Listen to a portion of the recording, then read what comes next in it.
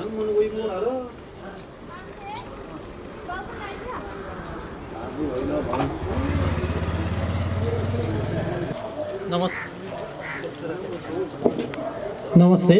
जजलपा सम्पूर्ण उपस्थित महानुभावहरूमा अब म आजको यस शिल्पकार समाज नेपालको कार्यालय उद्घाटन कार्यक्रम सुरु गर्न गइरहेको छु। सर्वप्रथम सानो कुरा राख्न चाहन्छु। म विश्व मानचित्रमा नेपालको परिचय काष्ठकला र प्रस्तरकलाले पनि चिनिन्छ। पुर्खाले निर्माण गरिएका ऐतिहासिक धरोहरका रूपमा रहेका विभिन्न मठ मन्दिर पाटीपौवा आदिमा कुनिएका काष्ठकला र प्रस्तरकला पर्यटकहरूका लागि अनुसन्धान र गन्तव्यको रूपमा रहेका छन्। विशेष गरी काठमाडौँ उपत्यकामा रहेका प्रख्यात पाँचतले मन्दिर, कृष्ण मन्दिर, तलेजु मन्दिर, चाङ्गु नारायण मन्दिर, 55 झाले दरबार, बसन्तपुर दरबार, पाटन दरबार, पशुपतिनाथ, स्वयम्भूनाथ आदि काष्ठकला र प्रस्तरकलाका अनुपम नमुनाहरू हुन्। यिनै धरोहरहरूसित जोडिएका हामी शिल्पकार, काष्ठकर्मी र शिलाकार, लोहकर्मीको अस्तित्वलाई जोगाइराख्न आज हामी शिल्पकार समाज नेपालसित आबद्ध भएर अघि बढ्नुपर्ने भएको छ। हामी राज्यसित यो पेसा र कलालाई जोगाइराख्न अपेक्षित छौँ। शिल्पकार समाज नेपालले विगतदेखि नै विभिन्न समयमा विभिन्न कार्यक्रमहरू गर्दै आएको छ। 2076 फागुन 30 गते विधिवत रूपमा जिप्रका भक्तपुरमा दर्ता गरी कोरोना महामारीको विषम परिस्थितिमा पनि करिब 50 परिवारलाई राहत वितरण कार्यक्रम सम्पन्न गरिसकेको छ। तसर्थ आज 2077 मङ्सिर 27 गते शनिबारका दिन यस शिल्पकार समाज कार्यालयको उद्घाटन कार्यक्रममा शिल्पकार समाजको निमन्त्रणालाई स्वीकार गरी पाल्नुभएका हाम्रा आजका प्रमुख अतिथिज्यू लगायत सम्पूर्ण अतिथिवर्ग, मान्यजन, हितैषी मित्र र उपस्थित सम्पूर्णमा म कार्यक्रम सञ्चालक रत्नप्रसाद शिल्पकारको हार्दिक न्यानो अभिवादन। आजको यस शिल्पकार समाज नेपालको कार्यालय उद्घाटन कार्यक्रम म अगाडि बढाउन गइरहेको छु। सर्वप्रथम मञ्च आसन ग्रहणलाई म अगाडि बढाउन गइरहेको छु। मञ्च आसन ग्रहणमा त्यस शिल्पकार समाज नेपालका अध्यक्ष श्री गणेश भक्त शिल्पकारज्यूलाई सभापतिको आसन ग्रहण गरिदिनु हुन म हार्दिक अनुरोध गर्दछु। त्यसपश्चात आजको यस उद्घाटन कार्यक्रमका प्रमुख अतिथि माननीय सङ्घीय सांसद एवं पूर्व उद्योग मन्त्री श्री महेश बस्नेतज्यूलाई पनि प्रमुख अतिथिको आसन ग्रहण गरिदिनु हुन म हार्दिक अनुरोध गर्दछु। कृपया तालीले यो कार्यक्रमको शोभा बढाइदिनु होला। त्यस्तै विशेष अतिथिमा युवा तथा सानो व्यवसायी स्वरोजगार कोष सचिवालय काठमाडौँका कार्यकारी उपाध्यक्ष डाक्टर श्री देवराज रोक्काज्यूलाई पनि म मञ्च आसन ग्रहणको लागि हार्दिक अनुरोध गर्दछु। उहाँ आउँदै हुनुहुन्छ भने खबर पाएकोले उहाँको आगमन पश्चात हामी उहाँलाई मञ्च आसन ग्रहणमा पुनः निमन्त्रणा गर्नेछौँ। त्यस्तै अतिथिज्यूमा सूर्यविनायक नगरपालिका वडा नम्बर 8 का वडा अध्यक्षज्यू श्री किरण थापाज्यूलाई पनि म मञ्च आसन ग्रहणको लागि हार्दिक अनुरोध गर्दछु।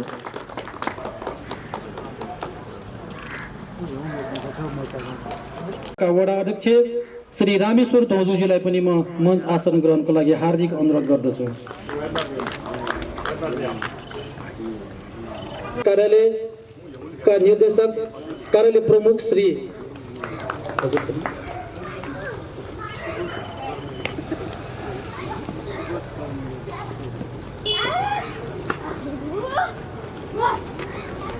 घरेलु तथा साना उद्योग कार्यालयका कार्यालय प्रमुख सुबोध कर्मयोगीज्यूलाई पनि म मञ्च आसन ग्रहणको लागि हार्दिक अनुरोध गर्दछु।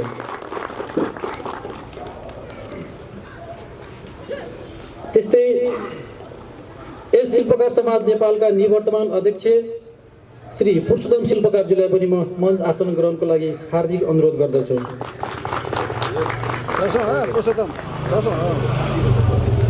आसन ग्रहणकै क्रममा बुद्धिजीवी, साहित्यकार एवं समाजसेवी श्री त्रिरत्न साक्यज्यूलाई पनि म मञ्च आसन ग्रहणको लागि हार्दिक अनुरोध गर्दछु।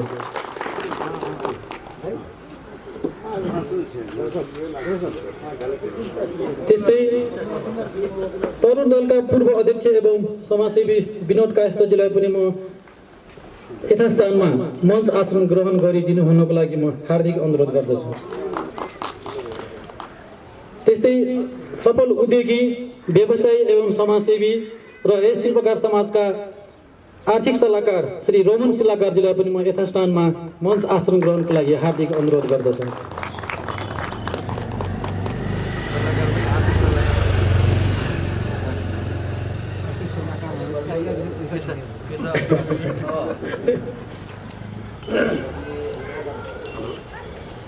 त्यस्तै श्री रामेश्वर बोहराज्यू सामुदायिक वन तथा उपभोक्ता समिति महासङ्घका केन्द्रीय सदस्य, उहाँलाई पनि म मञ्च आसन ग्रहणको लागि हार्दिक अनुरोध गर्दछु।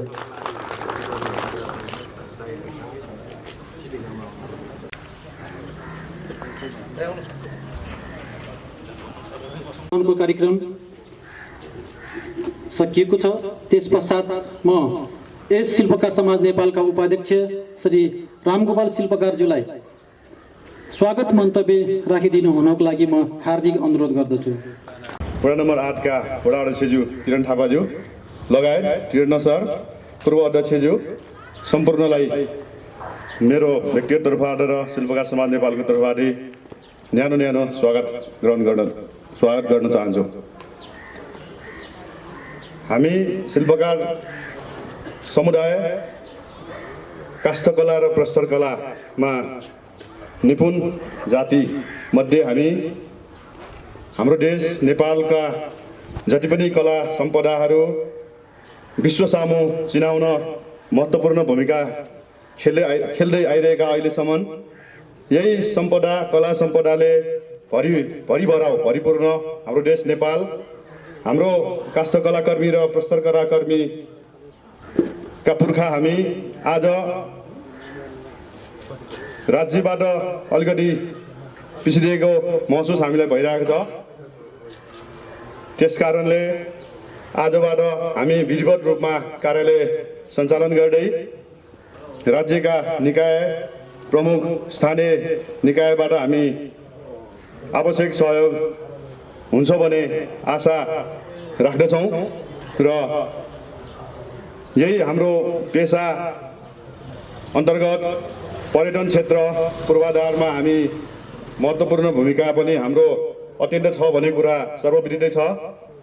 त्यसकारणले हाम्रा पूर्वजहरूले निर्माण गरेका हाम्रा जति पनि ग्रन्थचित्रहरू आज तपाईहरु सामु हामी फ्लेक्स बोर्ड मार्फत पनि हामी तपाईहरुलाई प्रदर्शन गर्न गइरहेका छौं।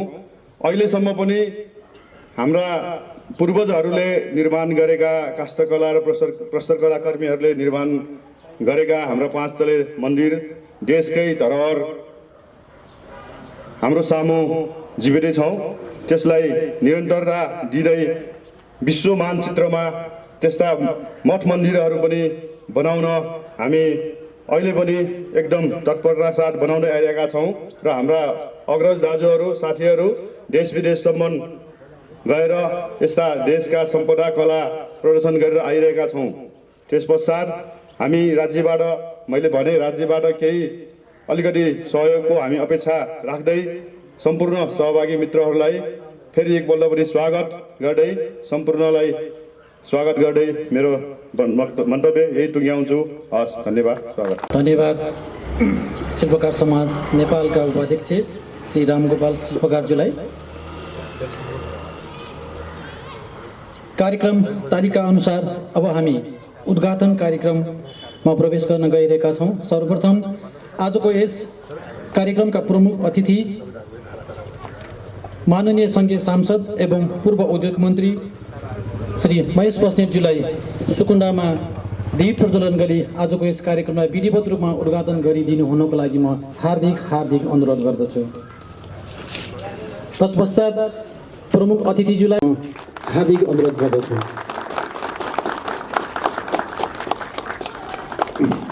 माथि आज शिल्पकार समाजले सानो एउटा एक्जिबिसन जस्तै कोठामा अलिकति सामानहरू पनि डिस्प्ले गरिदिएको छ तपाईँहरूले त्यसमा हेरेर केही मनोरञ्जन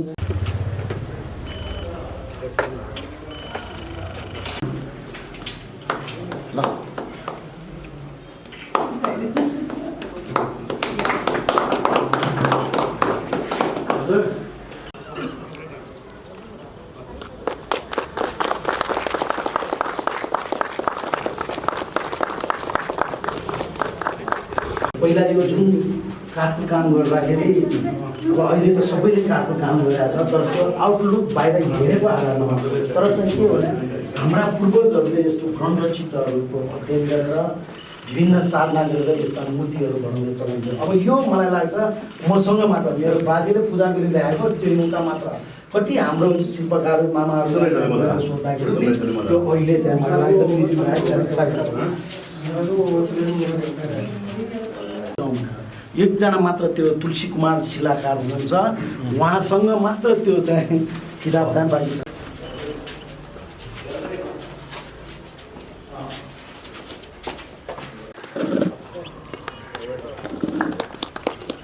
कार्यक्रमको समयलाई मध्यनजर गर्दै मन्तव्यतर्फ पति एवं शिल्पकार समाजका अध्यक्षज्यू, त्यसै गरी कार्यक्रमका प्रमुख अतिथि पूर्व उद्योग मन्त्री एवं भक्तपुर क्षेत्र नम्बर 2 का सङ्घीय सांसद मान्य महेश बस्नेतज्यू, त्यसै गरी कार्यक्रमका अतिथि भक्तपुर घरेलु तथा साना उद्योग कार्यालयका कार्यालय प्रमुखज्यू, सामुदायिक वन उपभोक्ता महासङ्घका केन्द्रीय सदस्यज्यू, उपस्थित अतिथिवर्गहरू र उपस्थित सम्पूर्ण दाजुभाइ तथा दिदीबहिनीहरूमा सर्वप्रथम मेरो हार्दिक अभिवादन एवं न्यानो नमस्कार।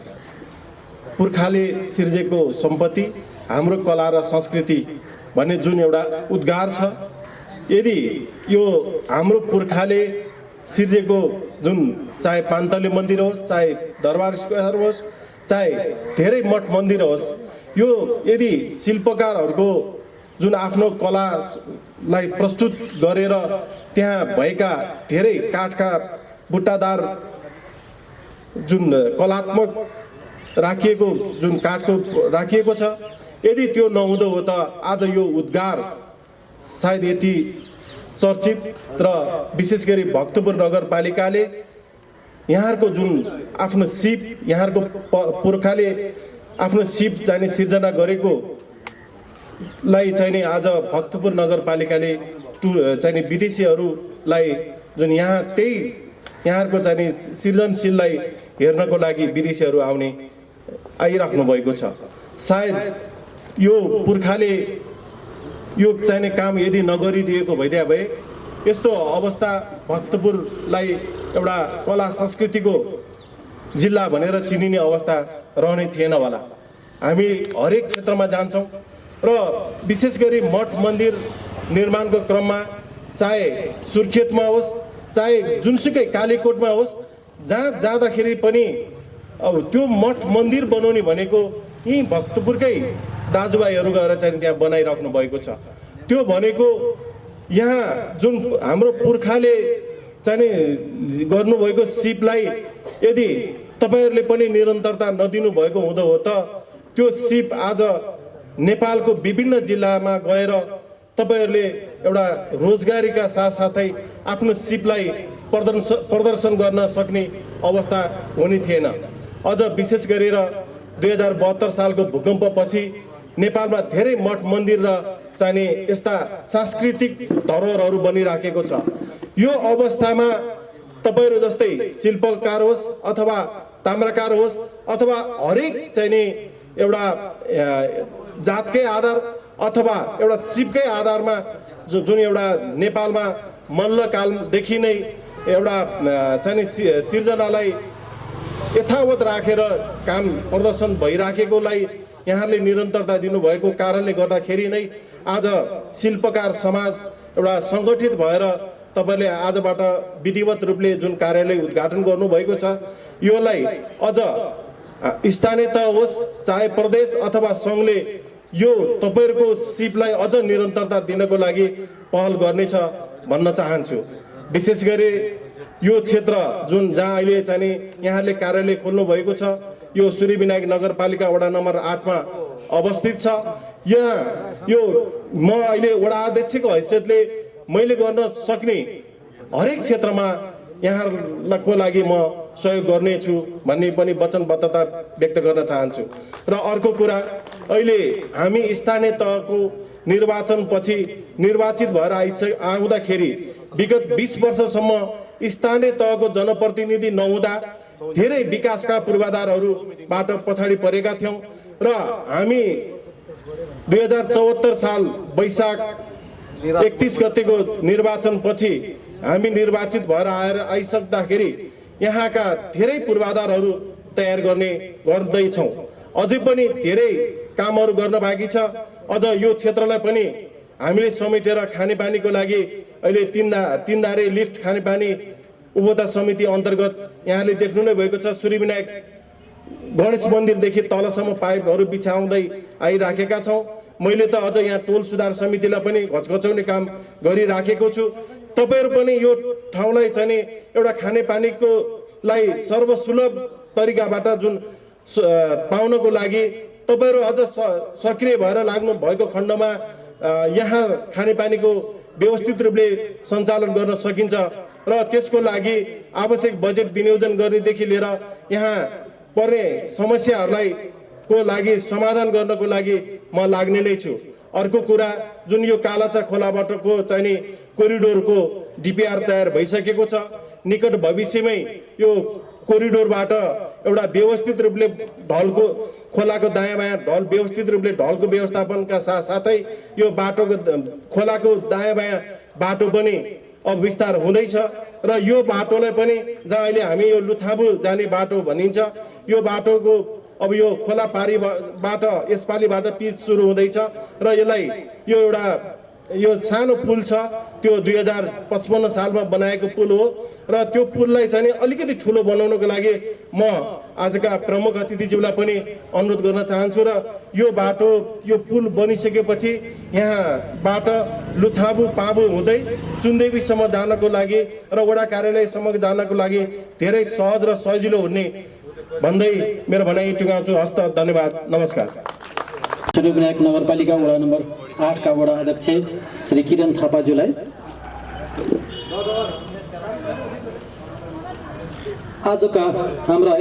आजको यस कार्यक्रमका विशेष अतिथि युवा तथा सानो व्यवसायी स्वरोजगारको सचिवालय काठमाडौँका कार्यकारी उपाध्यक्ष डाक्टर श्री देवराज रोक्काज्यूलाई पनि म मञ्च आसन ग्रहणको लागि हार्दिक अनुरोध गर्दछु।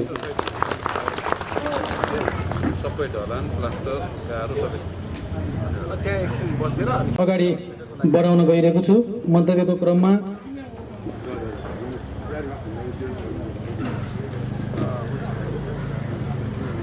बुद्धिजीवी, साहित्यकार एवं समाजसेवी त्रिरत्न साक्यज्यूलाई पनि म शुभकामना सन्देश दिइदिनु हुनको लागि म हार्दिक अनुरोध गर्दछु। सभाका सभाध्यक्षज्यू, आजको यो समारोहको प्रमुख अतिथि हाम्रो यो निर्वाचन क्षेत्र नम्बर 2 को माननीय सांसद, विकासको निमित्त 24 घण्टा जुटिरहने हाम्रा माननीय महेश बस्नेतज्यू,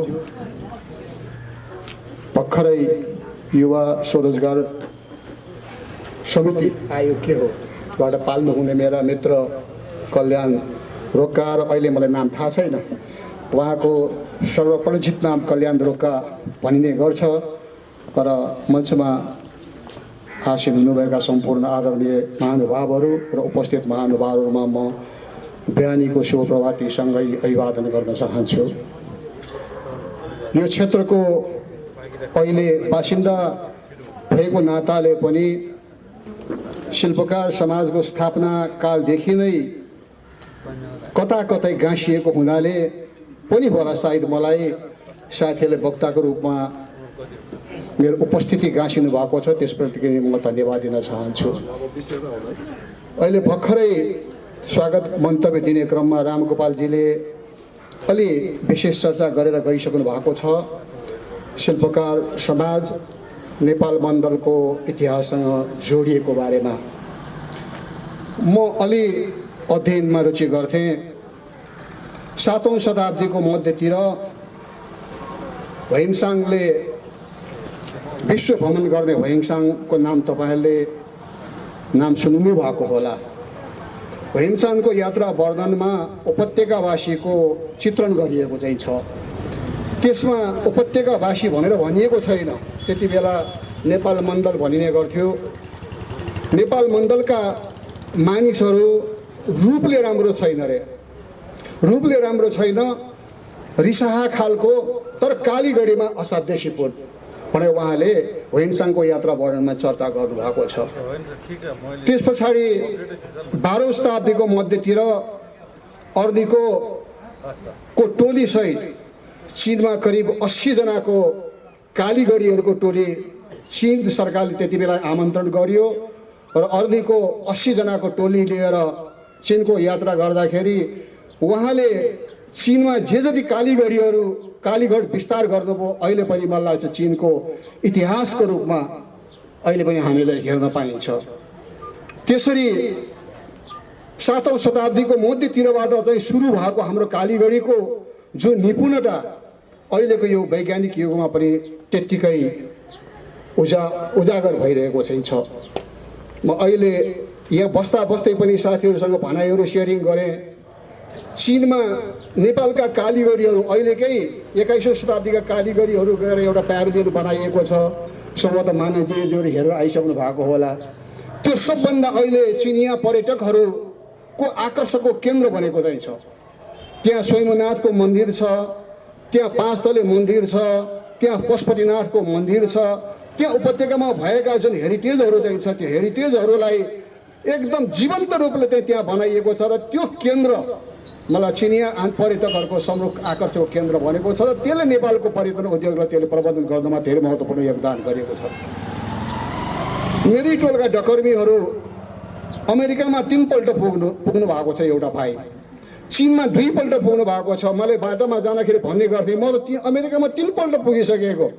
त्यो शिक्षित पनि होइन, म अलिकति अङ्ग्रेजी बोल्थेँ, उसलाई अङ्ग्रेजी पनि आउँदैन, तर ऊ अमेरिकामा 3 पल्ट पुगिसक्यो। किन पुग्यो त भन्दाखेरि उसले अक्षर पढेको नाताले होइन है साथी हो, अङ्ग्रेजी बोल्न जानेको नाताले होइन, उसको सिप बिकाउनको निमित्त उसले अमेरिकामा आमन्त्रण गरिएको चाहिँ छ। मैले कुनै यो दन्त्य कथाको कथा हालिराखेको चाहिँ छैन। चीनमा पनि त्यसैले गइरहेको चाहिँ छ। र रामगोपालजीलाई शिल्पकारले मैले बौद्धनाथको मन्दिर भत्किसकेपछि म बौद्धनाथ पनि हेर्न गएको थिएँ। बौद्धनाथभित्र हामीले जान्न प्रवेश गर्न अनुमति दिइँदैन थियो र अलिकता हामीले बाई फोर्सले हामी भित्र हेर्न गयौँ। रामगोपालजी त्यो बौद्धनाथको मन्दिर जीर्णोद्धार गर्न खटिराख्नु भएको थियो।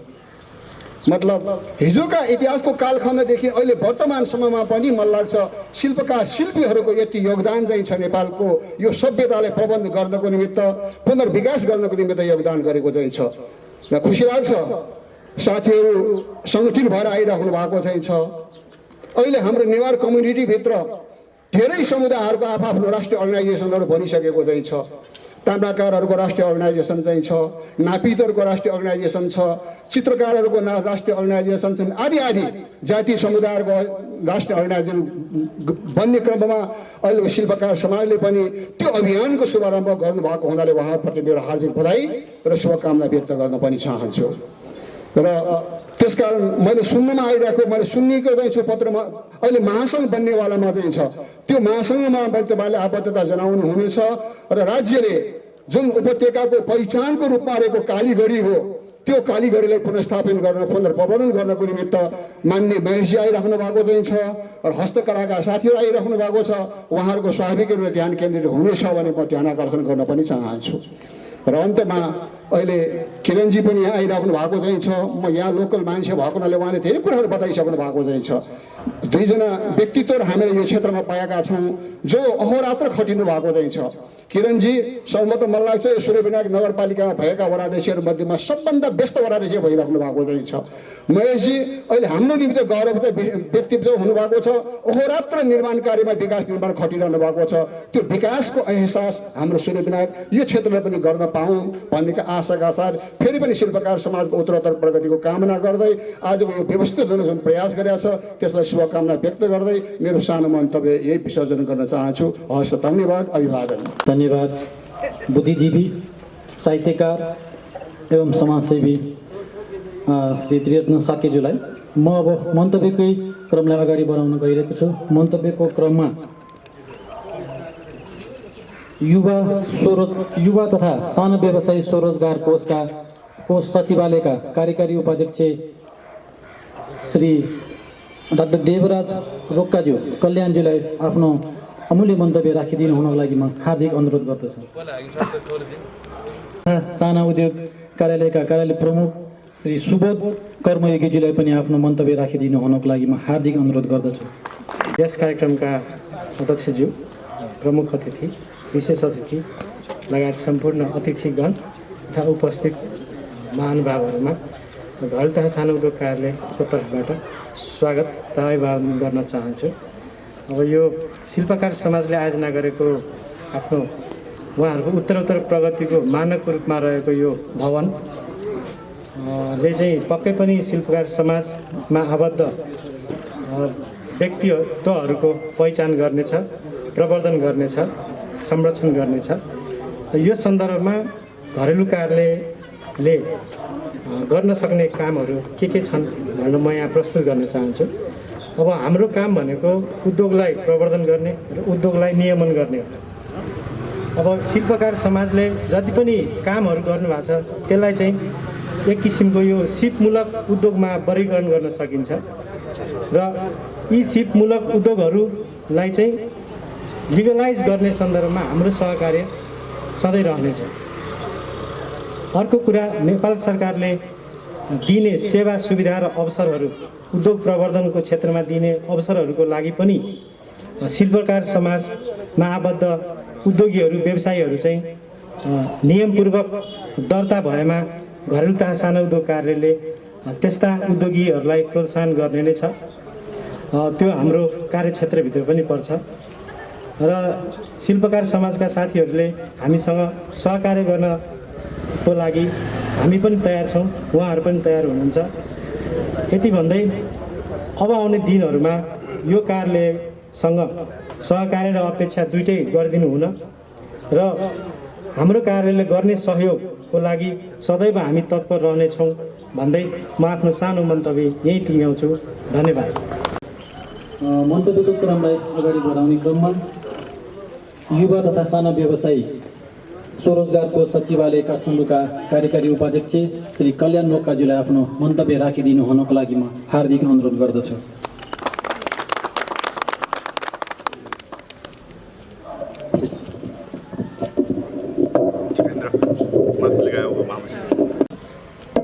अब मैले त धेरै कुरा गर्नु नै छैन। म स्वरोजगार कोषको कार्यकारी उपाध्यक्ष भइसकेपछि दुईटा कम्युनिटीमा पुगेँ। यो उपत्यकाभित्र एउटा पाटन, त्यहाँ चाहिँ हस्तकला, यो मूर्तिकलासँग अलिकति बढी सम्बन्धित थियो। अलिकति यो कोरोना भाइरसको कारणले यस्ता खालका पेसा व्यवसायहरू अलिकति सङ्कटमा छन् भन्ने खालको कुरा पनि सुने र त्यो पाटन गएँ। त्यसपछि मलाई पाटन गएपछि के लाग्यो भने भक्तपुरमा पनि हाम्रो चाहिँ अलिकति यो जुन नेवार समुदाय छ त्यहाँभित्र पनि अलिकति इन्डिजिनियस खालका, परम्परागत खालका सिपहरू के छन्, ती पेसा व्यवसायहरू कसरी चलेका छन् एकपल्ट हेर्नु पऱ्यो भनेर म पहिले नै यो भक्तपुर एरिया पनि घुमिसकेको अवस्था छ। अब मलाई के लाग्यो भन्दाखेरि हामीसँग अघि हाम्रो त्रिरत्न सरले अलिकति चर्चा गर्नुभयो रनीको, यो हामीसँग जे कुरा छ त्यो हामीसँग भएको कुरा चाहिँ अलिकति त्यो आधुनिकीकरण हुन सकेन। हामीसँग भएका परम्परागत सिपहरू चाहिँ अलिकति औद्योगिकरणतिर जान सकेनन्, त्यसले चाहिँ राष्ट्रिय अन्तर्राष्ट्रिय रूपमा मार्केट लिन सकेन भन्ने खालको कुरा हामीले त्यतिखेर पनि अनुभूत गऱ्यौँ र यसमा के गर्न सकिन्छ अलिकति बसेर छलफल गरौँ भन्ने खालको कुरामा साथीहरूसँग त्यो छलफल पनि हामीले चाहिँ प्रारम्भ गरिसकेको स्थिति छ होइन। म यहाँहरूलाई के भनौँ भने म एउटा मात्रै उदाहरण दिन्छु। एउटा बाले आफ्नो छोरालाई एउटा घडी दिएछ अरे अंश बापत। यो घडी अलिकति मूल्यवान छ अनि तिमीले यो घडी बेचेर आफ्नो जीविका चलाऊ, तिमीलाई अंश पनि यही हो र मैले दिनुपर्ने कुरा पनि यही हो भनेर बाले छोरालाई एउटा घडी दिए होइन। त्यो घडी दिइसकेपछि तिमीले चाहिँ ल बाले घडी दे म चाहिँ बेचिहाल्छु भनेर हतार हतार एउटा पसलमा लगेर उनले बेच्न सुरु गरे। अनि त्यो बेच्न सुरु गरिसकेपछि उसले त $20 भन्दा बढी पैसै दिएनछ होइन। अनि अब $20 के गर्ने, बाले त तेरो जिन्दगी चल्छ भनेर भनेको छ भनेपछि अब $20 भन्दा पाइन, त्यस कारण उसले बालाई नै त्यो घडी फिर्ता गर्न खोजेछ। अनि फेरि अनि फिर्ता गरिसकेपछि बाले छोरालाई भन्छ तिमीले अर्को ठाउँमा ट्राई गर न, तिमीले चाहिँ पसलमा लग्दाखेरि $20 बेच्यौ होइन, बा अरू मूल्य पाउँछौ भन्ने खालको कुरा उसले गरेपछि फेरि उसले चाहिँ अर्को ठाउँमा लगेर बेच्यो। यसरी ट्राई गर्दा गर्दै लास्टमा चाहिँ उसले त्यो लगेर म्युजियममा बेच्छ घडी, र त्यो बापत चाहिँ $2 लाख के $2 लाख पाउँछ कि उसले, त्यो घडीको मूल्य चाहिँ $2 लाख पाउँछ।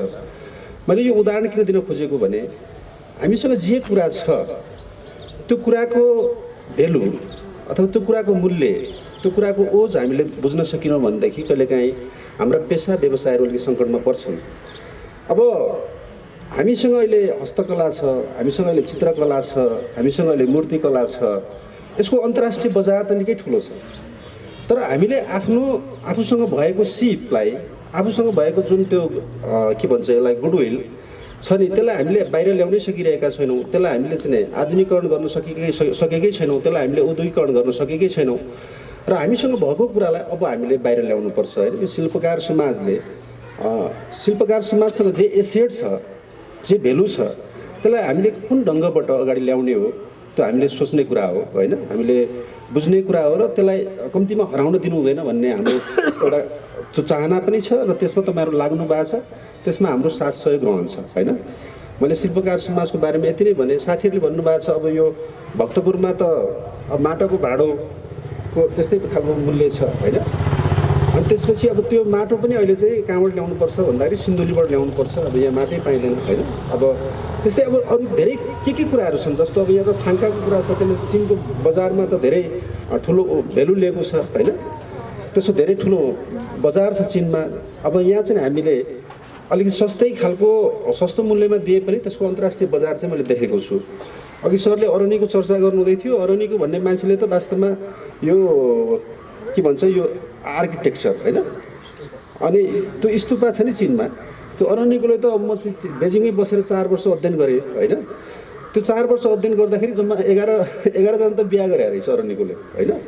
अब त्यो एउटा पर्यटकको गन्तव्य स्थल अघि सरले भनिसक्नु भएको छ, धेरै ठुलो चाहिँ नेपालीहरू जाँदाखेरि त अब त्यत्तिकै त्यो चाहिँ के छ भने संसारमा नेपालीहरूले पासपोर्ट देखाइसकेपछि त्यहाँ चाहिँ सरासरी प्रवेश पाउँछ होइन। अरू कुनै पनि ठाउँमा तपाईँले चाहिँ फी तिर्नुपर्छ त्यस्तो टुरिज्म प्लेसहरूमा बेजिङमा जानुभयो भने। तर त्यहाँ अरनीकोले बनाएको स्तूपा छ, त्यो स्तूपामा चाहिँ के छ भन्दाखेरि तपाईँले पासपोर्ट नेपाली सो गरिसकेपछि सरासरी जान पाउनुहुन्छ होइन।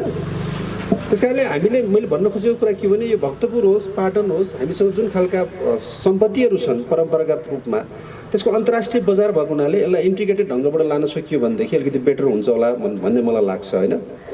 अब अलिकति थोरै स्वरोजगार कोषको बारेमा पनि कुरा गरौँ। अब हाम्रो महेश कमरेड त पहिले युवा सङ्घको अध्यक्ष पनि हुनुभयो होइन। त्योसँग अब धेरै हाम्रो कोषसँग धेरै सरोकार राखेर अब त्यतिखेर हाम्रो चाहिँ महेश कमरेडले अलिकति समन्वयात्मक हिसाबमा काम पनि गर्नुभएको छ। तर म त्यहाँ अब गएको लगभग 3 महिना जति भयो होला। यो 3 महिनाको अवधिमा मैले के बुझेँ भने त्यहाँबाट अहिलेसम्म जम्मा 9 अरब चाहिँ इन्भेस्टमेन्ट भएको रहेछ, 9 अरब चाहिँ लगानी भएको रहेछ देशव्यापी रूपमा। अब तर त्यसले के आउटपुट दियो, त्यो मेरो पहिले खोजेको विषय त्यो थियो। त्यो पैसा 9 अरब लगानी गर्दाखेरि 75,000 मान्छे स्वरोजगार भयौँ भन्ने त छ होइन। यी भक्तपुरकै पनि म डेटा ल्याइनँ, तर कम्तीमा पनि यहाँ 2-4-5 करोड जति लगानी भयो होला होइन पहिलेको हिसाबमा पनि। त्यसले हामी कति मान्छेहरू स्वरोजगार भयौँ, त्यो क्वेसन चाहिँ मेरो मनमा थियो। र त्यसको खोजी गर्दाखेरि त्यसबाट मैले जति पनि विगतमा लगानी भए त्यसबाट त्यति धेरै सन्तुष्ट हुन सक्ने ठाउँ चाहिँ प्राप्त भएन। त्यसैले अहिले अलिकति हामीले वर्किङ मोडालिटी, यो काम गर्ने तौर तरिकामा पनि थोरै परिवर्तन गर्न खोज्दैछौँ। र हामीले पहिले सहकारीलाई पैसा दिएर सहकारी मोडलबाट काम गर्थ्यौँ भने अब चाहिँ हामी जनप्रतिनिधिहरूलाई अगाडि राखेर विगतमा भएका लगानीहरूलाई पनि ट्रान्सपरेन्ट गर्ने र स्थानीय सरकार अनि त्यसपछि प्रादेशिक रूपमा रहनुभएका मान्यज्यूहरूसँग, सङ्घीय रूपमा रहेका मान्यज्यूहरूसँग एकदम प्रष्ट ढङ्गले तपाईँहरूले कहाँ लगानी गर्दाखेरि तपाईँको जिल्लामा कसरी लगानी गर्न सकिन्छ भन्ने कुरा सरसल्लाह गरेरै हामी चाहिँ लगानी गर्ने पक्षमा छौँ। र अब सहकारीमा गएको पैसा पनि हामीले दोस्रो किस्ता तेस्रो किस्ता गरेर थप्नु पर्दो रहेछ। अब ती विगतमा भएका कुराहरू त हामीले टोटली बन्द गर्ने कुरा त भएन। तर पनि अहिले के छ भन्दाखेरि सहकारीलाई पैसा दिइसकेपछि पनि हामीले उहाँहरूबाट स्वरोजगार हुने मान्छेहरूको सूची बनाएर जनप्रतिनिधिहरूलाई अगाडि राखेर सहकारी त व्यवस्थापक मात्रै भयो, त्यो बापत त हामीले पैसा दिएकै छ 4-5% होइन। भनेपछि हामीले यस्तै फङ्सन गरेर चाहिँ हामीले पैसा वितरण गर्ने एउटा नयाँ शैली चाहिँ सुरु गरिसकेका छौँ, अथवा त्यसलाई नयाँ कामको रूप भनौँ न होइन, त्यसलाई थोरै परिवर्तन ल्याइसकेका छौँ।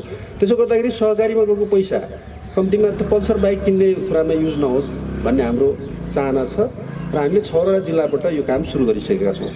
र अर्को कुरा चाहिँ हामीले के गर्यौँ भन्दाखेरि अब हामी जताभावी त्यसरी पैसा छर्ने पक्षमा छैनौँ। एउटा ठ्याक्कै करिडोरहरूको निर्माण गरेर अथवा आर्थिक क्षेत्रहरूको निर्माण गरेर पकेट एरियाहरूको निर्माण गरेर हामी लगानी गर्न चाहन्छौँ। जस्तो फर इक्जाम्पल अब यहाँ हामीले भक्तपुरमा लगानी गर्नु पऱ्यो भनेदेखि यहाँहरूसँगै बसेर पहिले डिमान्ड के छ त होइन, माग के छ, केमा लगानी गर्दाखेरि त्यसले प्रतिफल दिन सक्छ, त्यो कुरा जनप्रतिनिधिहरूसँग बसेर छलफल गरिसकेपछि उहाँहरूको सिफारिसमा हामी काम गर्ने पक्षमा छौँ होइन। र मैले यहाँ भन्न खोजेको कुरा के हो भने अब यो शिल्पकार समाजले अथवा यहाँ हाम्रो जुन नेवार समुदायभित्र रहेको यो परम्परागत सिप छ त्यसमा पनि यहाँहरूले जनप्रतिनिधिहरूसँग बसेर छलफल गर्नुहोस्। तपाईँहरूको वडा अध्यक्षसँग, तपाईँहरूको मेयर साहबसँग, तपाईँहरूको प्रदेशमा जानुभएको हाम्रो चाहिँ मान्यज्यूहरूसँग, सङ्घीय सांसदसँग तपाईँहरूले बसेर छलफल गर्नुभयो भने यो खालको डिमान्ड छ र हामी यो गर्न चाहन्छौँ भन्ने कुरामा छलफल गरेर उहाँहरूको अलिकति सिफारिस भयो भने हामी चाहिँ यसलाई चाहिँ एउटा पकेट क्षेत्र बनाएर चाहिँ लगानी गर्न चाहन्छौँ। हामीसँग त्यस्तो ठुलो पैसा त छैन, हामीले दिने अनुदान त होइन, हामीले दिने ऋण हो। हाम्रो उद्योगीले हाम्रो स्वरोजगार कोषको जुन पैसा छ त्यो अब सस्तो ब्याज दरमा छ र एउटा व्यवसायी हुने मान्छेले कम्तीमा पनि 3%सम्म हाम्रो पैसा चलाउन पाउँछ होइन। र हाम्रो वर्किङ मोडालिटी चाहिँ यो खालको कुरा छ। र सहकारी मोडललाई अलिकति हामीले थोरै परिवर्तन गर्दैछौँ। ठिक छ, आर्थिक व्यवस्थापनको हिसाबले भोलि चाहिँ सहकारी अगाडि आए पनि, सहकारी थ्रो नै पैसा वितरण गरे पनि हामी जनप्रतिनिधिलाई साँची नराखिकन अब हामी पैसा वितरण गर्नेवाला छैनौँ होइन। यो हाम्रो एउटा कामको मोडालिटी हो। अनि दोस्रो कुरा हामीले अर्को कुरा चाहिँ के सुरु गरिसकेका छौँ भने जस्तो यो अहिले कोशी करिडोर भन्ने, कोशी इकोनोमिक करिडोर भन्ने एउटा प्रोजेक्ट लन्च गर्न खोजिरहेका छौँ। त्यो चाहिँ 18वटा जिल्लामा टच हुँदो रहेछ हाम्रो कोशी सभ्यता होइन, 7वटा कोशी। र त्यो कोशी 18वटा जिल्लामा टोटल लगानी हेर्दाखेरि मैले के पाएँ भन्दाखेरि 1,57 करोड चाहिँ लगानी भए रहेछ कि त्यो पहिले होइन। अब 1,57 करोड चाहिँ लगानी भएको छ, तर त्यसको प्रतिफल हेर्ने भनेदेखि चाहिँ प्रतिफल चाहिँ छैन होइन। अनि यसरी त यो चाहिँ जनताको पैसा या सरकारको पैसा हामीले जताभावी छरेर त्यसबाट रिटर्न आएन भने हुँदैन भन्ने हिसाबले हामीले यो करिडोरहरूको निर्माण गरेर पकेट क्षेत्रको निर्माण गरेर हामी चाहिँ लगानी गर्नुपर्छ भन्ने कुराहरू लाइसेन्स गऱ्यौँ। र हामीले कोशी करिडोर चाहिँ अब लन्च गर्न लागेको प्रोजेक्ट हो। त्यो माथि भोटेकोशीदेखि तल चतरासम्म, अब अलिकति तलतिर आउँछ सुनकोशी, अब इन्द्रावती आउला, तामाकोशी, लिखु होइन, दुधकोशी अनि अरुण र तमोरको किनारामा, खास गरी त्यसलाई गडतिर भन्छौँ हाम्रो भाषामा, त्यो गडतिर एरियामा चाहिँ हामी 5-6वटा कार्यक्रम लन्च गर्न खोजिरहेका छौँ। र त्यो बापत त्यो कार्यक्रम लन्च गर्नुको लागि चाहिँ अहिले साथीहरू हाम्रो चाहिँ सर्वेमा हुनुहुन्छ, रिसर्च गर्न जानुभएको छ, उहाँहरू फर्केर आइसकेपछि हामी त्यो कार्यक्रम चाहिँ लन्च गर्ने पक्षमा छौँ। अनि दोस्रो कुरा चाहिँ अब यो उपत्यकालाई के गर्ने भन्दाखेरि अब खास गरी यो अलिकति परम्परागत सिपमै हामी जानुपर्छ होला भन्ने खालको हाम्रो कुरा छ। किनभने बाहिरबाट मान्छेहरू हामी माइग्रेट भएर आउँछौँ। अब कहिलेकाहीँ त हाम्रो खोटाङको मान्छे अब दाइ पैसा दिनु पऱ्यो, हामी त बाख्रा पाल्छौँ, कहाँ बाख्रा पाल्ने भन्दाखेरि माथि नगरकोटतिर 2 रोपनी जग्गा भाडामा ल्याएको छ होइन, त्यसमा हामी बाख्रा पाल्न चाहन्छौँ, त्यसमा हामी कुखुरा पाल्न चाहन्छौँ। यस्तो खालको कुरालाई हामीले प्रमोट गर्ने कि नगर्ने भन्ने सवाल पनि छ। त्यस्तो खालको कुरालाई हामीले धेरै प्रोत्साहित गर्दैनौँ होला मलाई लाग्छ। र यो उपत्यकामा हामी लगानी गर्दाखेरि चाहिँ यो परम्परागत कुरामै बढी फोकस गरेर हामी लगानी गर्न चाहन्छौँ। मैले अघि नै भनिसकेँ, अब मलाई बोलाउनु भएको कारण पनि त्यही हो। हाम्रो मान्यज्यू यहीँ हुनुहुन्छ होइन, उहाँहरूसँग पनि यो विषयमा छलफल होस्। प्रदेशको मान्यज्यूहरू पनि हुनुहुन्छ होला, उहाँहरूसँग छलफल होस्। तपाईँहरूको स्थानीय सरकार छ, उहाँहरूसँग छलफल होस्। र एउटा खालको इन्टिग्रेटेड खालको तपाईँहरूले एउटा प्लान बनाउनु भयो भने यो कुरालाई चाहिँ हामी अलिकति ओनरसिप लिएर लगानी गर्न चाहन्छौँ होइन। मैले यति कुरा भने। अब मैले धेरै कुरा गरिरहनुपर्छ जस्तो लाग्दैन। हाम्रो प्रमुख अतिथि अलिकति हतारिनु पनि भएको छ होला, फेरि अर्को ठाउँमा जानुपर्ने जस्तो पनि छ होइन। र मैले स्वरोजगार कोषको तर्फबाट यति कुरा अभिव्यक्त गरेपछि यहाँहरूले त्यो आशय बुझिसक्नु भयो होला होइन। र त्यही ढङ्गले हामी छलफल गरौँ र अगाडि जाउँ होइन। र हामी यहाँ भक्तपुरमा केही न केही कुरा गर्न चाहन्छौँ र खास गरी यो समुदायमा केही कुरा गर्न चाहन्छौँ। अन्तिममा अब यसको मलाई यहाँसम्म ल्याइपुर्याउने कुरामा हाम्रो रामगोपालजीको निकै ठुलो अगुवाई छ। मलाई यहाँ कम्तीमा बोलाइदिनु भयो, यसको संयोजन गरिदिनु भयो, रामगोपालजीलाई पनि धन्यवाद छ। र मलाई यहाँ बोलाएर कम्तीमा स्वरोजगार कोषको तर्फबाट 2 शब्द 4 शब्द जति होला त्यो अभिव्यक्त गर्ने अवसर दिनुभयो। त्यसको लागि यो शिल्पकार समाज नेपाललाई पनि स्वरोजगार कोषको तर्फबाट मेरो व्यक्तिगत तर्फबाट म हार्दिक धन्यवाद दिन चाहन्छु र यति भन्दै म आफ्नो कुरालाई बिट मार्न चाहन्छु। धन्यवाद। धन्यवाद। युवा तथा सानो व्यवसायी स्वरोजगार कोष सचिवालयका कार्यकारी अध्यक्ष श्री डाक्टर देवराज रोक्का कल्याणज्यूलाई विशेष धन्यवाद टक्राउन चाहन्छु। अवश्य पनि उहाँले भन्नुभए जस्तै हामी सिप भएका कलाकारहरू, शिल्पकारहरू उहाँहरूसँग सहकार्य गरेर देशलाई अझ पनि चिनाउनको लागि, देशको नाम रोशन गर्नको लागि यो काष्ठकला र प्रस्तरकलाबाट हामी सहकार्य गर्न तत्पर छौँ। त्यसको लागि म हार्दिक धन्यवाद दिन चाहन्छु। त्यस्तै आजको यस कार्यक्रमलाई सहजकर्ता भूमिका निभाउनुभएका हाम्रा चौगुठी समाजका अगुवा श्री रामगोपाल शिल्पकारजीलाई पनि यथास्थानमा आफ्नो आसन ग्रहणको लागि म हार्दिक अनुरोध गर्दछु। रामगोपाल चौगुठीज्यूलाई। हाम्रो कार्यक्रम करिब अन्तिम चरणमा आइपुगेको छ। मन्तव्यको क्रममा आजको यस कार्यक्रमका प्रमुख अतिथि माननीय प्रदेश सांसद एवं पूर्व उद्योग मन्त्री सङ्घीय सांसद र आजको यस कार्यक्रमका प्रमुख अतिथि महेश बस्नेतज्यूलाई म मन्तव्यको लागि हार्दिक अनुरोध गर्दछु। धन्यवाद दर्शकज्यू। शिल्पकार समाजको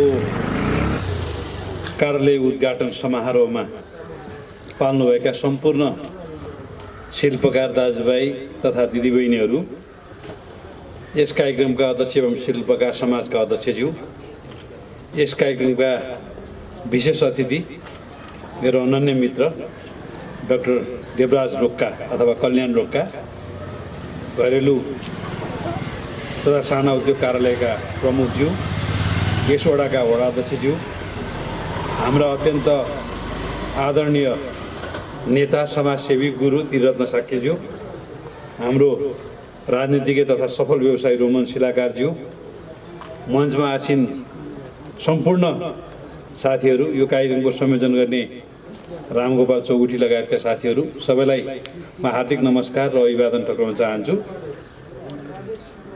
शिल्पकार समाजको एउटा गौरवपूर्ण इतिहास छ र यो इतिहासले नेपालको नामलाई राष्ट्रिय अन्तर्राष्ट्रिय रूपमा फिजाउने कुरामा शिल्पकार समाज र तपाईँहरूको पुर्खाले जुन भूमिका खेल्नुभएको छ, जुन योगदान दिनुभएको छ, त्यसलाई स्मरण गर्ने र नयाँ पुस्तामा त्यो सिपलाई फिजाउने र नयाँ पुस्तालाई पुर्खाले दिएको त्यो सिपलाई अझ गुणस्तरीय ढङ्गले अगाडि बढाउँदै रोजगारीको अवस्था सिर्जना गर्ने एउटा उद्देश्यका साथ शिल्पकार समाजको स्थापना भएको छ। चाहे 5 तलो मन्दिरको निर्माण होस्, चाहे नेपालका ठुला मठ मन्दिरका निर्माणका कुरा हुन्, ठुल्ठुला चैत्य गुम्बाका निर्माणका कुरा हुन्, अथवा व्यक्तिगत ढङ्गले व्यक्तिका घरहरूमा सजाइएका कलात्मक झ्याल ढोकाका कुराहरू हुन्, यो सबै निर्माणमा शिल्पकारको पुस्ताहरूले ठुलो योगदान दिनुभएको छ। भूकम्पको पुनर्निर्माण पछाडि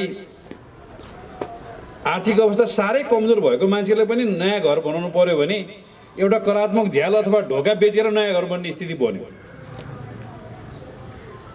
यदि त्यो झ्यालमा कला थिएन भने त्यो झ्यालमा जीवन हुन्थेन, त्यो झ्यालको कुनै मूल्य हुन्थेन। त्यो झ्याल भत्के पछाडि दाउराको रूपमा प्रयोग हुन्थ्यो। तपाईँको पुर्खाले कला भरिदिएको कारणले त्यो एउटा कलात्मक झ्यालको 5 लाख 10 लाख 15 लाख 20 लाखसम्म आउने स्थिति बन्यो, त्यसलाई नयाँ घर बन्ने स्थिति बन्यो। कलाको त्यो महत्त्व हुँदो रहेछ भन्ने कुरा यो भूकम्प पछाडिको पुनर्निर्माणको दौरानमा धेरै कलात्मक झ्याल ढोकाहरूको व्यक्तिगत ढङ्गले पनि लाभ लिएका धेरै घटनाहरू हाम्रा सामु स्मरण छन्। अहिले पनि अध्यक्षज्यूले मेहनत गरेर यहाँ राख्नु भएको छ।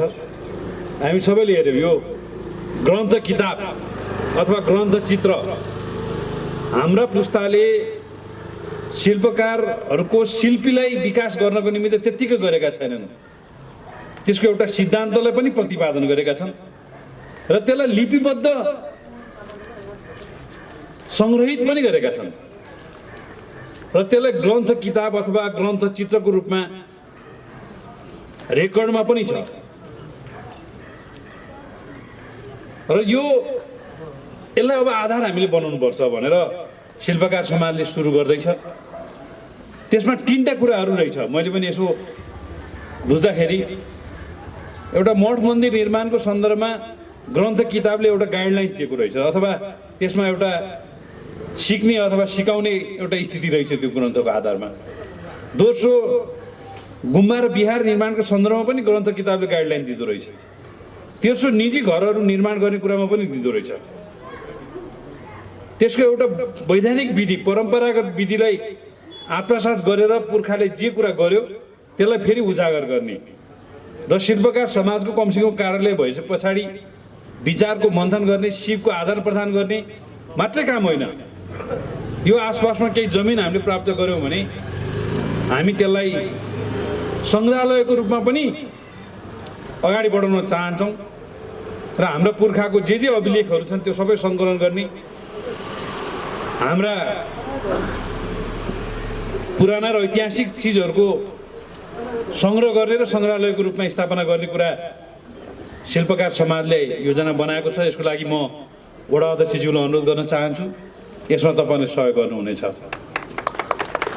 र म पूर्व उद्योग मन्त्री भएको नाताले र युवा सङ्घको लामो आन्दोलनमा काम गरेर युवा सङ्घको अध्यक्ष पनि 5 वर्ष मैले हुने अवसर पाएँ। त्यो दौरानमा आजका विशेष अतिथि कल्याणजी र म एकदम सहयोद्धा। युवा सङ्घमा पनि हामीले लामो समयसँगै काम गऱ्यौँ।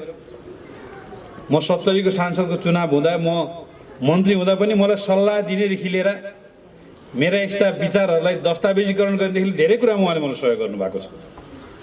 हामीले धेरै कुराहरू साझा दृष्टिकोणको साथ अगाडि बढायौँ। युवा स्वरोजगार कोषमा डाक्टर बाबुराम भट्टराई प्रधानमन्त्री हुँदा त्यो कोषको दुरुपयोग हुने कुरो अहिले पनि कुरा आयो। बाख्रा पालनदेखि बाख्रा पालन फर्म र के फर्म देखाएर सहकारी औपचारिकताको लागि दर्ता गराएर आफ्ना निश्चित कार्यकर्ताहरूलाई त्यो पैसा बाँडिने कुराको सबभन्दा धेरै सशक्त ढङ्गले मैले विरोध गरेँ, किनभने म युवा सङ्घ त्यतिखेर अध्यक्ष थिएँ। त्यो विरोध गरे बापत त्यतिखेर प्रहरीले हानेको लाठीको कारणले मेरो अगाडिको 2टा दाँत पनि भाँचेर मैले यो नक्कली दाँत हालेको छु। त्यही भएर युवा तथा साना व्यवसायी स्वरोजगार कोषसँग मेरो यसलाई ठिक ट्र्याकमा ल्याउने कुरामा मेरो पनि सानोतिनो योगदान छ। यो अर्थ मन्त्रालय अन्तर्गत थियो, यसलाई युवा मन्त्रालय अन्तर्गत ल्याउनुपर्छ। यसलाई खालि लोन दिने र कार्यकर्ता भरण पोषण गर्ने माध्यमको रूपमा मात्रै परिणत गर्नु हुँदैन। यसलाई रोजगारी सिर्जना गर्ने, उद्यमशीलताको विकास गर्ने र नयाँ नयाँ उद्योगको सिर्जना गर्ने अभियानको रूपमा यसलाई लैजानुपर्छ भन्ने जुन सङ्घर्ष हामीले गऱ्यौँ, मलाई लाग्छ आज कल्याणजीले यसको नेतृत्व पाउनु भएको छ र उहाँले त्यो दिशामा यसलाई लानु खोज्दै हुनुहुन्छ। म उहाँलाई पूर्ण सफलताको कामना गर्न चाहन्छु। 3 महिनामा उहाँले त्यसको लक्षण देखाइसक्नु भएको छ र आजको यो कार्यक्रममा उहाँ विशेष अतिथिको रूपमा आउनुको पछाडि त्यो कुरालाई जोड्नुको लागि पनि उहाँ यहाँ आउनुभएको छ। म त्यही भएर उहाँलाई स्वागत पनि गर्न चाहन्छु, शुभकामना पनि दिन चाहन्छु। घरेलु तथा साना उद्योग कार्यालयको प्रमुख यहाँ हुनुहुन्छ। म उद्योग मन्त्री भएँ 5 वर्ष अगाडि। उद्योगलाई हेर्ने समाजको दृष्टिकोण साह्रै हेयपूर्ण थियो।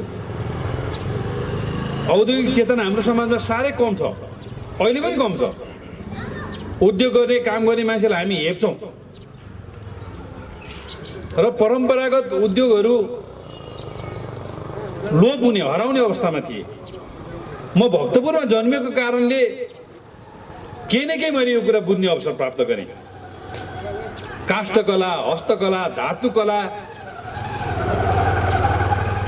यी सबै कुराहरू मैले बच्चादेखि नै यहाँ देखेको, भोगेको, यहाँका उद्योगहरू देखेको कारणले यसलाई प्रमोसन गर्नुपर्छ भनेर उद्योग मन्त्रालयको तर्फबाट मैले कार्यक्रमहरू त्यतिखेर ल्याएँ। त्यतिखेर परम्परागत व्यवसाय प्रवर्धन कार्यक्रम भन्ने कार्यक्रम आयो। मैले अघि पनि भने कल्याणजी लगायत हामी बसेर यसलाई सल्लाह गरेर ल्यायौँ र उद्योग मन्त्रालय अन्तर्गत घरेलु तथा साना उद्योग कार्यालयमा वार्षिक 50-60 लाख रुपियाँ बजेट आउँथ्यो होला। मैले सिङ्गो उद्योग मन्त्रालयको बजेटलाई 3 गुणा बढाउने कुरामा सहयोग गरेँ। त्यतिखेर अर्थमन्त्री रामशरण महतजीसँग मेरो निकै धेरै द्वन्द्व पनि भयो र घरेलु तथा साना उद्योग कार्यालयमा एभरेजमा एउटा कार्यालयमा 6 करोडभन्दा बढी बजेट आउने स्थिति बनेर यस्ता धेरै कार्यक्रमहरू थिए। परम्परागत व्यवसाय प्रवर्धन कार्यक्रम, दलितहरूलाई रोजगारी दिने कार्यक्रम, उद्यमशीलता विकास गर्ने कार्यक्रम, इनोभेटिभ आइडियाहरूमा लगानी गर्ने कार्यक्रम, नयाँ नयाँ युवाहरूले गर्ने नयाँ नयाँ कार्यक्रमहरूमा लगानी गर्ने कार्यक्रम, यस्ता धेरै कार्यक्रमहरू थिए। र आज संहिताको अवगुण भनौँ, आज फेरि घरेलु तथा साना उद्योग कार्यालय प्रदेश सरकार अन्तर्गत हुन गएको छ र मैले अघि कार्यालय प्रमुखलाई सोधेँ, अहिले वर्षको 1 करोडको बजेट आउँछ भनेपछि 6 गुणा बजेट फेरि घटेछ। र म सङ्घीय सांसद भएको नाताले सङ्घीय सरकारलाई मैले जति दबाब दिन सक्छु प्रदेश सरकारलाई त्यति दबाब दिन म कति सकौँला। म तपाईँलाई के कुरा फेरि पनि विश्वस्त गराउन चाहन्छु भने म प्रदेश सरकार अन्तर्गतको सम्बन्धित मन्त्रालयका मन्त्रीज्यू सचिवज्यूहरूसँग पनि पहल गर्नेछु र विगतदेखिका यी कार्यक्रमहरूलाई फेरि जगाउने, बचाउने र तपाईँहरूसँग सहकार्य गर्ने खालको एउटा वातावरण बनाउनुको निमित्त मैले आफ्नो भूमिका खेल्नेछु। यो कुरा पनि म आज तपाईँहरूको सामु राख्न चाहन्छु। र अन्त्यमा घरेलु तथा साना उद्योग महासङ्घका भक्तपुरका अध्यक्षज्यू हुनुहुन्छ, उहाँले मलाई कहिलेकाहीँ भन्नुहुन्छ, दाइ हामी विभिन्न डेलिगेसन लिएर नेताहरू कहाँ जान्छौँ, लघु घरेलु तथा साना उद्योग भनेर भन्न सक्ने नेता चाहिँ तपाईँ मात्रै अरू कसैले पनि भन्न सक्दैनन् भनेर उहाँले मलाई कहिलेकाहीँ भन्नु पनि हुन्छ। म चाहिँ जहाँ आफ्नै जिम्मा पाएँ त्यहाँ चाहिँ अलि मसिनो ढङ्गले पनि काम गर्नुपर्छ भन्ने मान्यता राख्ने भएको हुनाले त्यतिखेर लघु उद्योगको एउटा परिभाषा भयो, औद्योगिक व्यवसाय ऐन आयो, 20 लाखसम्मका उद्योगलाई लघु उद्योगको रूपमा व्याख्या गरियो, त्यसमा कुनै कर नलाग्ने कुराको व्यवस्था गरियो। महिलाहरूको नाममा दर्ता भएका साना उद्योगहरूलाई पनि दर्ता शुल्क नलाग्ने खालको व्यवस्था गरियो। यस्ता धेरै कुराहरू औद्योगिक व्यवसाय ऐनमा आएका छन् र त्यो औद्योगिक व्यवसाय ऐनलाई कहिले आर्थिक ऐनले डिस्टर्ब गर्छ, कहिले भन्सार ऐनले डिस्टर्ब गर्छ, कहिले नगरपालिकाको निर्णयले डिस्टर्ब गर्छ र उद्योगहरूलाई समस्या पारिरहन्छ। अहिले पनि मैले सुने 1 करोडसम्मको पुँजीका उद्योगहरूलाई साना उद्योग अन्तर्गत घरेलु तथा साना उद्योग कार्यालय दर्ता गर्छ, तपाईँहरूलाई प्यानमा दर्ता गरे पुग्छ।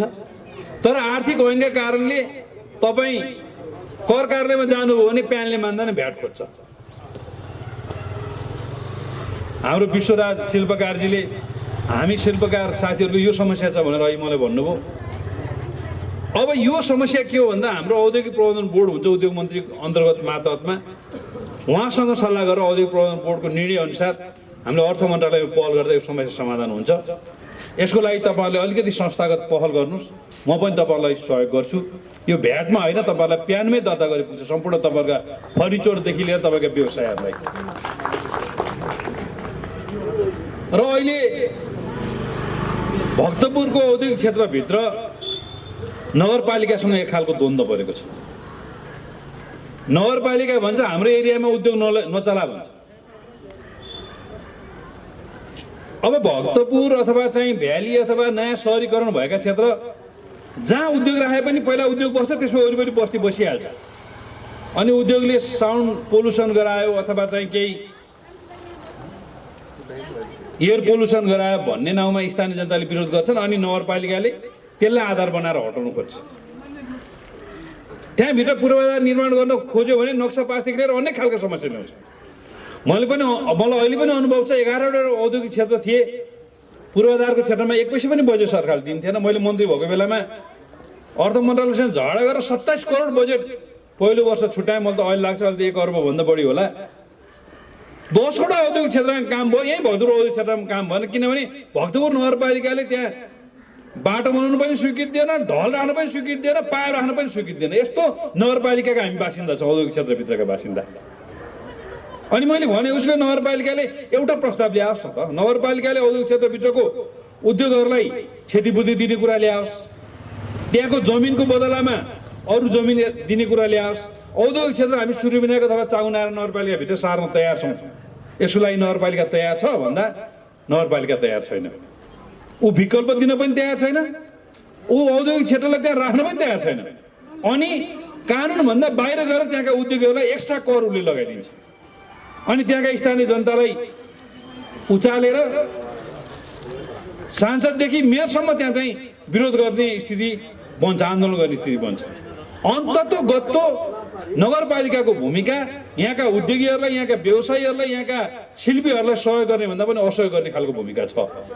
मैले यो आजको कार्यक्रममा कुनै पार्टीले अथवा कुनै नगरपालिकाले इङ्गित गरेर बोल्ने मेरो मनसाय होइन। अहिले भर्खरै पनि औद्योगिक क्षेत्र व्यवस्थापन लिमिटेडका उद्योगीहरू हाम्रो कार्यालय प्रमुखज्यूसँग कुरा गर्ने दौरानमा मलाई पनि राखेर यहाँ कुरा गरेको हुनाले यो खालको समस्या पनि हामीले बिहोरेका छौँ।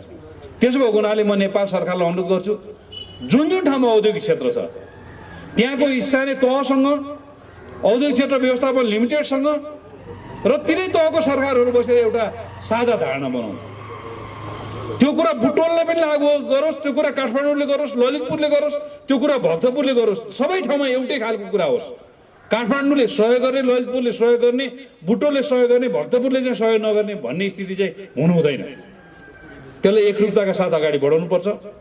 यसको लागि उद्योग राज्य मन्त्री पनि अस्ति आएर फिल्ड भिजिट गरिसक्नु भएको छ। हामी छलफलको क्रममा छौँ। नयाँ सिडिओ साहबसँग पनि मेरो छलफल भइरहेको छ। उहाँहरूले मेयर साहबसँग पनि कुरा गरिरहनु भएको छ। एउटा समाधान, एउटा सोल्युसन निकाल्नको निमित्त म भक्तपुर नगरपालिकाका प्रमुखज्यूलाई अनुरोध गर्न चाहन्छु। यसलाई गिजोल्ने र बिथोल्ने भन्दा पनि यसलाई समाधान दिने दिशामा जानुहोस्। किनभने भक्तपुर भनेको शिल्पीहरूको जिल्ला हो, उद्योगीहरूको जिल्ला हो, परिश्रम गरिखानेहरूको जिल्ला हो, एउटा सम्पदा, एउटा हाम्रो पुर्खाले छाडेको एउटा चाहिँ नि गौरवपूर्ण सम्पदाको जिल्ला हो। यसलाई जोगाउने, बचाउने काम हामी सबैको काम हो। यसलाई बचाउने भनेको यहाँको उद्योगको पनि सम्वर्धन गर्ने हो, यहाँको चाहिँ शिल्पकारहरूको, शिल्पीहरूको पनि संरक्षण गर्ने हो। यो कुरामा पनि तपाईँहरूले योगदान दिनुहोस्, सहयोग गर्नुहोस् भन्ने कुरा राख्दै म अहिले आफ्नो भनाइहरू यहीँ टुङ्ग्याउँछु। तपाईँहरूको यो कार्यालयको उद्घाटन सँगसँगै तपाईँहरूको समाजको र तपाईँ सम्पूर्ण शिल्पकार बन्धुहरूको उत्तर प्रगतिको कामना व्यक्त गर्न चाहन्छु। हस्त, धन्यवाद, नमस्ते।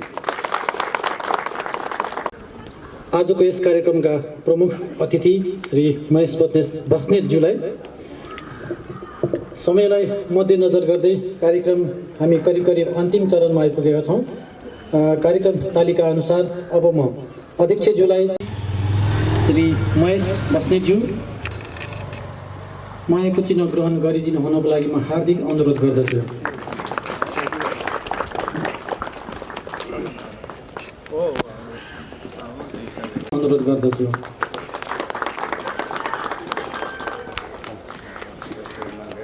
त्यस्तै सूर्यविनायक नगरपालिका वडा नम्बर 8 का वडा अध्यक्ष श्री किरण थापाज्यूलाई पनि म मायाको चिन्ह ग्रहण गरिदिनु हुनको लागि हार्दिक अनुरोध गर्दछु।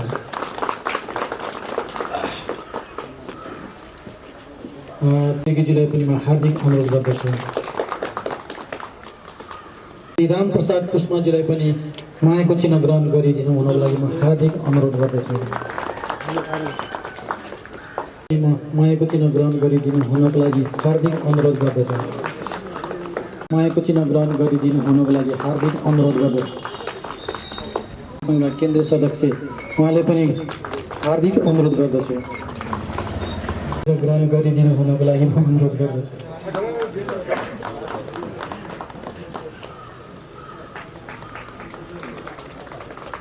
करिब करिब अन्तिम चरणमा आइसकेको छ।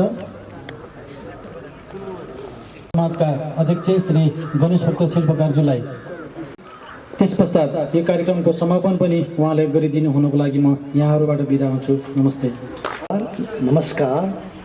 आजका प्रमुख अतिथि माननीय पूर्व उद्योग मन्त्री महेश बस्नेतज्यू, विशेष अतिथि कल्याण रोकाज्यू, अनि घरेलुका हाम्रो वार्ड नम्बर 8 का वडा अध्यक्ष किरण अनि थापाज्यू,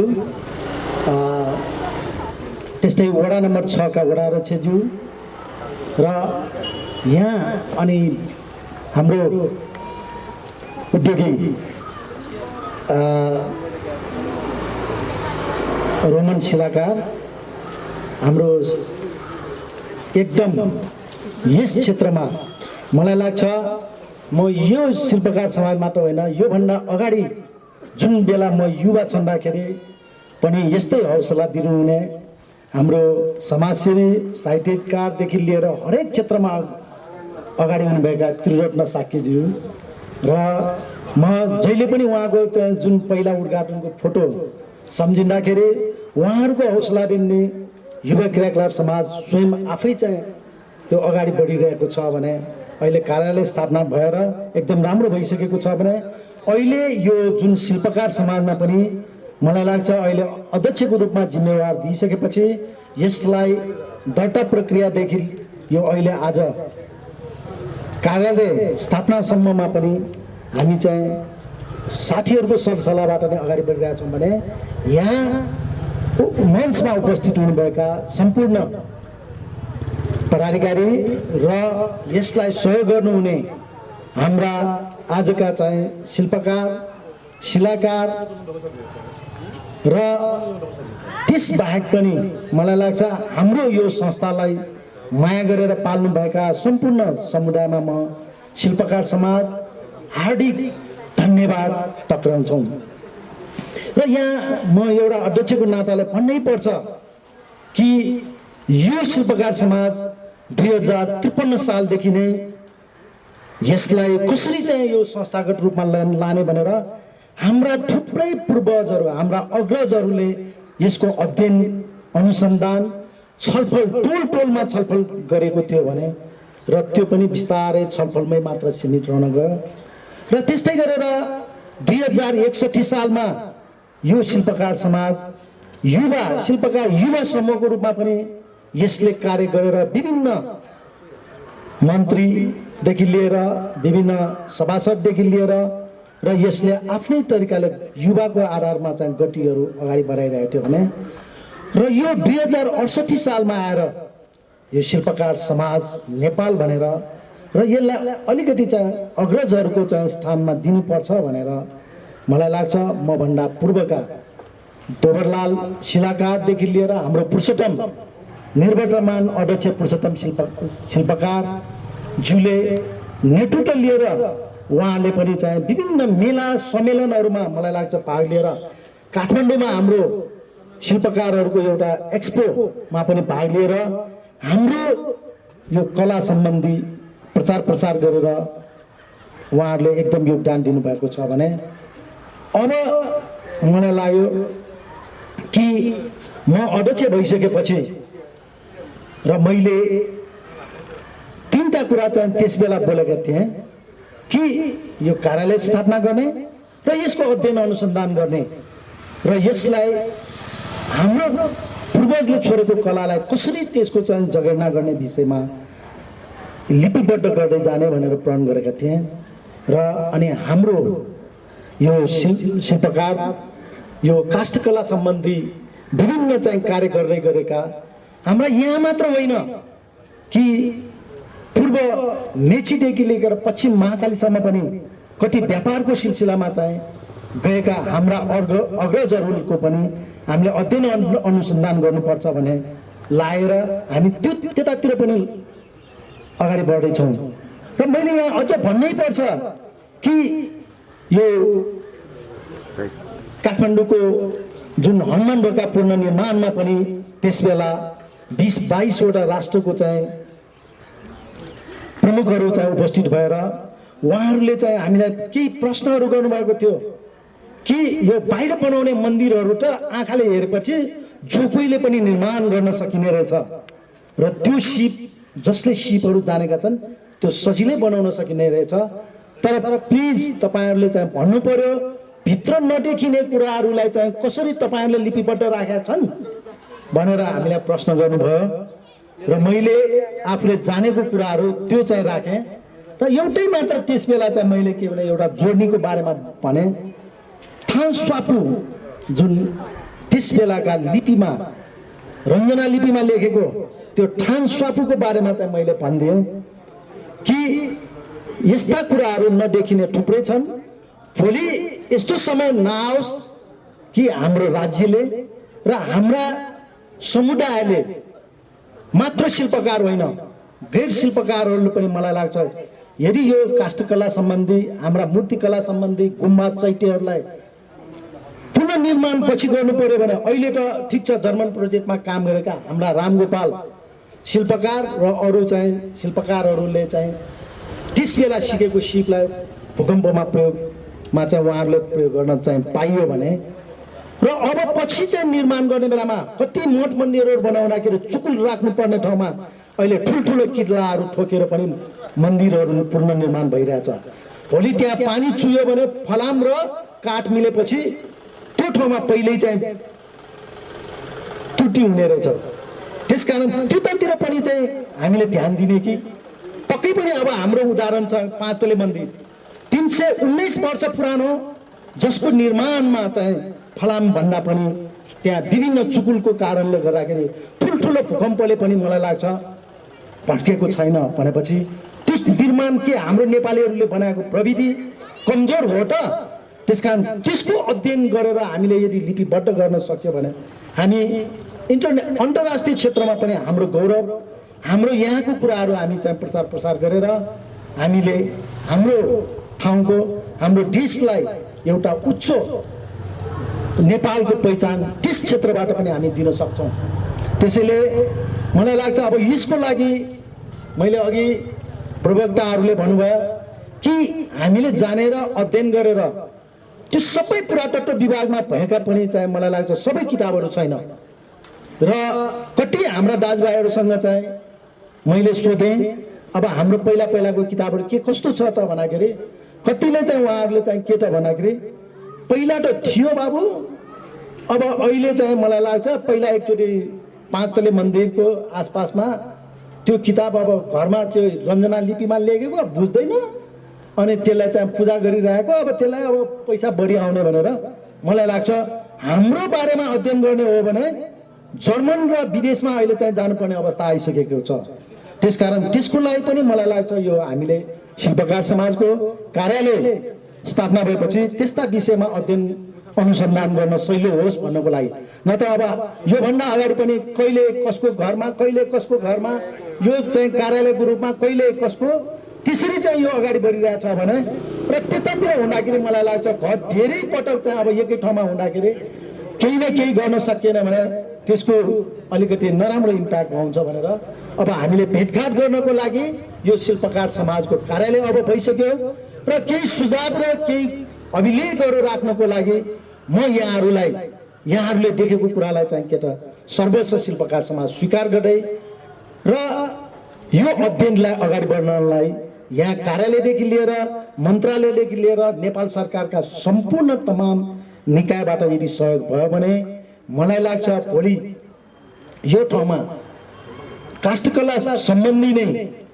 पाँचतले मन्दिर बनाउँदाखेरि जुन बेला प्रयोग भएका चाहिँ पुराना ज्यावलहरू थोरै मात्रसँग चाहिँ सङ्कलन भएको होला र त्यस्ता ज्यावल मात्र देखाउन सक्यो भने पनि मलाई लाग्छ अध्ययन अनुसन्धान गर्ने मानिसहरूले विदेशीहरूले मलाई लाग्छ ओहो यो एउटा मन्दिर बनाउँदाखेरि एउटा सानो रामो र घनको भरमा त्यस बेला करौटी नै प्रयोग भएको थिएन अभिलेखमा अध्ययन गर्दाखेरि कसरी बनायो होला एउटा ज्यावलले मात्र पनि अहिले पो धेरै ज्यावल भएर मूर्ति बनाउनलाई सहिलो भयो त्यस बेला एउटा मात्र ज्यावल हकीले सिधा गरेर बनाएको चाहिँ अध्ययनबाट हामी चाहिँ के त भन्दाखेरि त्यस्ता अभिलेखहरूलाई अहिलेका युवा पुर्खालाई देखाउन पायो भने मलाई लाग्छ थुप्रै हामीले म्युजियमहरूमा हामी देखाउन सक्छौँ।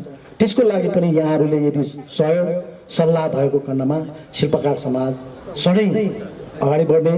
र अब मैले आज अन्तमा आएर मैले चाहिँ यो जुन कार्यालयको लागि सहयोग गर्नुहुने तमाम, जस्तै अब हाम्रो आजकै कार्यक्रमको लागि हाम्रो रोमन शिलाकारज्यू भयो, हाम्रो परमलाल शिलाकार, उहाँले दराज र केही अफिसको लागि चाहिने सामग्रीहरू राखेर र त्यस्तै गरेर पहिलाका हाम्रो पहिला यो स्थापनादेखि नै सहयोग गरेर आउनुभएका मुछे, अहिले उहाँ काठमाडौँमा बस्नुहुन्छ नयाँ बजारमा, मुछेभक्त शिल्पकार र अन्य थुप्रै साथीहरूको चाहिँ जुन सल्लाह आर्थिक सहयोगबाट नै यो कार्यालय मलाई लाग्छ स्थापना हुन अलिकति सहयोग भइरहेछ, हुन गइरहेको छ।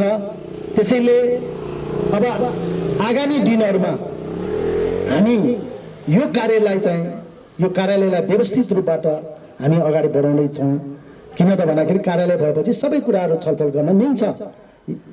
अनि र अन्तमा आजको यो कार्यक्रमलाई सहयोग गर्नुहुने मेरा कार्य समितिका तमाम साथीहरू र साथसाथै अब विभिन्न समिति उपसमिति र का साथीहरूलाई म विशेष धन्यवाद दिनै पर्छ। र आजका प्रमुख अतिथि पनि विशेष आफ्नो अमूल्य समयलाई पनि हाम्रो शिल्पकारहरूलाई होइन केही गर्नुपर्छ। र त्यस्तै मुख्य अतिथिज्यूबाट पनि होइन हाम्रो अनुरोधलाई उहाँले पनि एकदम स्वीकार गरेर यो ठाउँमा आएर केही कुराहरू यहाँहरूसम्म राख्नुभएछ। उहाँहरूले पनि हामीलाई केही न केही हामी सहयोग गर्छौँ हो तपाईँहरूले भनेको कुरा भनेर उहाँहरू एकदम चित्त बुझेर आज यो कार्यक्रममा आउनुभएकोले त्यसलाई उहाँहरूलाई एकदम धन्यवाद दिनैपर्छ शिल्पकार समाज र धेरै धेरै धन्यवाद। र आजको हाम्रो निमन्त्रणालाई स्वीकार गरेर यो जुन आउनुभएका कार्यालय प्रमुखदेखि लिएर विभिन्न सङ्घ संस्थाका पदाधिकारीहरू, वडाध्यक्षदेखि लिएर विभिन्न बचतका पदाधिकारीहरू पनि मलाई लाग्छ यहाँ मैले देखिरहेको छु। र उहाँहरूलाई पनि म विशेष चाहिँ धन्यवाद दिन्छु, किन भन्दाखेरि सबैको सहकार्यबाट नै चाहिँ हामी यो शिल्पकार समाज हामी अगाडि बढ्न सकिन्छ भन्ने मैले आशा लिएको छु। र अब समयले पनि मलाई लाग्छ धेरै समय गइसक्यो। त्यसकारण यहाँ उपस्थित हुनुभएका प्रमुख अतिथि लगायत तमाम चाहिँ आज यो उपस्थित हुनुभएका हाम्रा समुदायका अग्रजहरूदेखि लिएर युवा युवती, हाम्रा सम्पूर्ण चाहिँ महानुभावहरू र सम्पूर्ण समुदायका अग्रजहरूमा म शिल्पकार समाज धन्यवाद भन्दै आजको कार्यक्रम यही सकिएको म घोषणा गर्छु। धन्यवाद।